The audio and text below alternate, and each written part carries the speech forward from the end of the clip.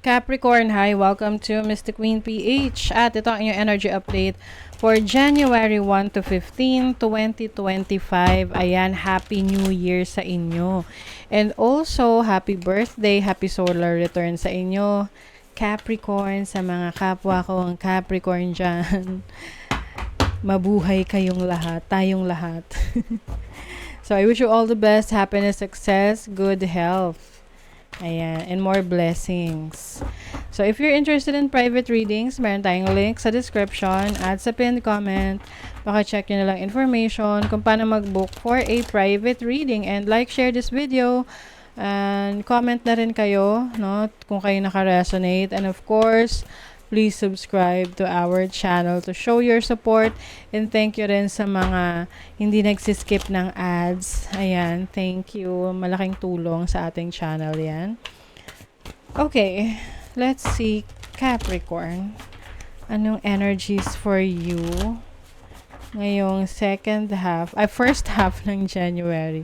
So this is your overall energy, your challenge, opportunities, blessings, energy ng money, ng career, ng health, and your love life. Okay, so kukuha na tayo ng mga cards para dire-diretso na lang ang ating pagbasa mamaya. So while I'm picking the cards for you, kamusta naman ang inyong New Year? Paano kayo nag-celebrate? Sa ibang parts ng Pinas ay maulan. So, sa amin, maulan. Late na nakapagpaputok yung iba. Actually, maulan siya buong gabi. Tapos, biglang tumigil siya for 4 minutes na lang bago mag 12 midnight. So, yung mga kapitbahay namin, ang tagal nilang nagpaputok. Mga 15 minutes yun. Sinulit nila. Tapos umulan na naman. Nakakaloka. So, 'di ba sabi nila ang rain is blessing. So, it's a blessed year for us. Okay. Now let's begin, Capricorn. Your overall energy. The Queen of Swords. Uy, taray. I think ngayong first half ng January, mas maingat kayo sa mga taong pakikisalamuhaan nyo. Yung iba, you may be cutting off connections. Yung cutting off connections sa mga tao na nakita mo na yung totoong intentions nila towards you and you're cutting them off sa buhay mo.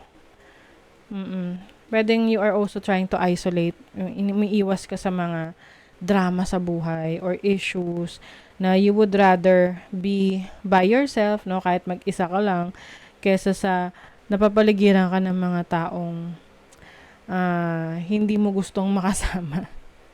Okay? And then, your challenge is the King of Pentacles, which is your finances. So, pwedeng magkaroon ng challenges dito pagdating sa budgeting ng finances mo ngayong first half ng January. Like, parang maaring may kulang or parang alanganin, 'di ba? I think isa rin sa energy mo for this first half ng January is pagka-cut din ng mga unnecessary spending. Okay? Yung tipong hindi mo naman kailangang magkape lagi sa labas. Hindi mo na yun bibilhin. Tatanggalin mo na yun sa iyong activities. Na hindi mo naman kailangan, hindi ka naman required na lalabas every weekend para magkape sa isang fancy restaurant. Kasi that adds up 'di ba? Yung pamasahe, gasolina, binayad mo sa sa pagkain, 'di ba? Nag-add up 'yan. So, I think 'yan yung isa sa mga realizations mo rin ngayong first half ng January is to cut yung mga unnecessary spendings. Okay? And then, your opportunity is the 9 of Cups. Maganda to as an opportunity. This is happiness. This is fulfillment. Ang happiness naman, subjective yan. Kanya-kanya may kanya-kanyang source of happiness ang iba't ibang tao. So, for some of you, whatever makes you happy, whatever makes you feel good, you will experience that. And some of you, meron kayong wish fulfillment. Yung isa sa mga dasal nyo, or minamanifest ninyo, especially it's your season, no? It's our season. So it is happening for you. And then your blessing is the Queen of Cups. I think your instinct, yung inyong instinct kasi is malakas. So, yung inyong pakiramdam, yung sensitivity ninyo, this will help you make decisions na magbibring sa iyo ng blessing. So, example, meron kang pinagpipilian na trabaho. So, pinupulsuhan mo yung dalawang trabaho na yon, or career path na yon. Tapos, since you are connected to your instinct, alam mo doon kung sino yung pipiliin mo, ano yung pipiliin mo. And yung mapipili mo, yun yung magdadala ng blessing sa'yo. And also, there's a reminder for you to take care of yourself. Kasi the more na inaalagaan mo yung sarili mo, the more na you generate positive energies, positive aura na mas nag-a-attract ng blessings. Okay? And then for your money, you have the 7 of Cups. Ito yung mga pinag-iisipan mo. Actually, ang dami mong naiisip ngayon na pwedeng pagkakitaan or source ng income eh. So, ito yung kailangan mo ngayon na pagplanuhan, pag-aralan bago ka mag-decide. Okay? Maraming opportunities but hindi yan lahat ay maaring magbibigay ng abundance sa'yo. Kaya talagang pumili ka talaga. Okay? And then for your career, you have the 9 of Swords. Merong worries. May nag-aalala sa inyo about your career, about your situation sa trabaho, kung ano ba yung makakabuti sa'yo. You've been thinking a lot lately regarding your job, regarding your career, regarding your business. But I think ang number 1 mong gawin is tanggalin yung overthinking, yung pag-aalala. Kasi yan yung magtatanggal ng clutter sa isip mo. And pag wala ng clutter or kaguluhan sa isip, doon napapasok yung mga downloads, yung mga insights, yung wisdom na kailangan mo for your decisions. For your health, you have the Page of Swords. I think meron kang mga aalamin, tutuklasin about your situation sa kalusugan mo, kung paano mo yon mas maaayos. So, hindi naman to ganun ka seryoso na tipong kung ano mang sakit to. But I feel like you just want to know more about kung paano mo mas mapapaayos yung kalusugan mo, lalo na kung ikaw ay medyo nagkakaedad na. So, your love life, you have the 9 of Pentacles. Yung iba sa inyo single, Capricorn.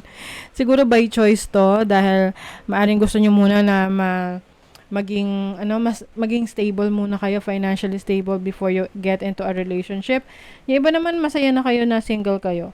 But if you are in a relationship right now, I think ang focus mo ngayon is yung individuality, yung sarili mo. Yan, may study na naman. I think marami ngayon gusto mag-aral, mag-research, magdagdag ng kaalaman para mapabuti ang kanilang sitwasyon. Ayan o. This is about you taking care of yourself. Maaring may bago kang skincare routine na susubukan, or bagong hairstyle.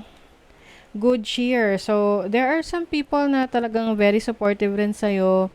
Mga taong nagpapasaya sa'yo, nagbibigay sa'yo ng inspiration.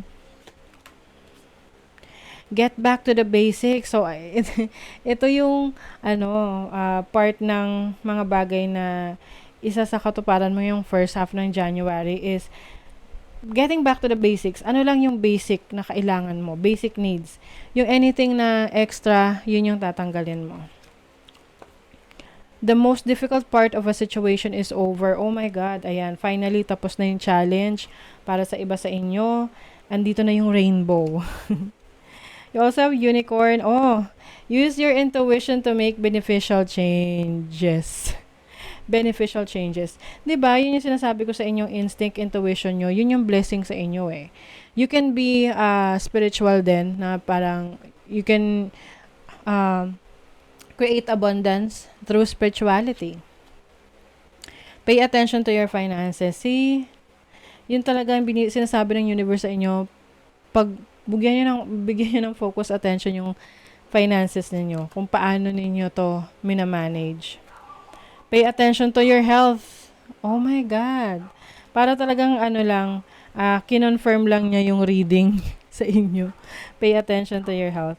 Okay, breathe. This moment matters most. How can you focus on the moment and appreciate all that is well? So I think may mga times kasi na nagwo-worry kayo, masyado kayong nag-aalala.